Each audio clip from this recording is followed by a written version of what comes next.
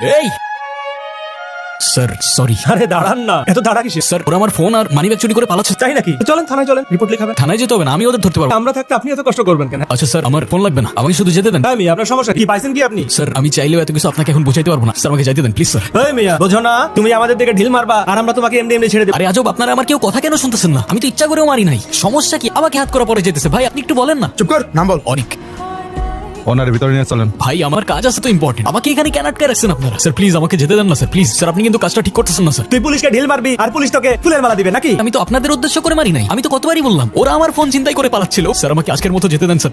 No chance. এই তুই কে রে ভাই? হ্যাঁ, কোন দেশের প্রাইম মিনিস্টার? হ্যাঁ স্যার আমি অনেক, আমি ইম্পর্টেন্ট কোনো মানুষ না, কিন্তু কালকের দিনটা আমার জন্য অনেক ইম্পর্টেন্ট। এই লাভ স্টোরি নাকি রে? জি স্যার। তা আগে বলবি না? আরে আমারও তো লাভ ম্যারেজ হইছে। তোর লাভ স্টোরি বলা শুরু কর, শুনি। তোর সাথে দেখা করে আসি আগে, তারপর আপনাকে সব খুলে বলি। না, আগে তুই আমাকে তো লাভ স্টোরিটা বল, তাহলে তোকে কথা দিচ্ছি তোকে আমি ছেড়ে দেব।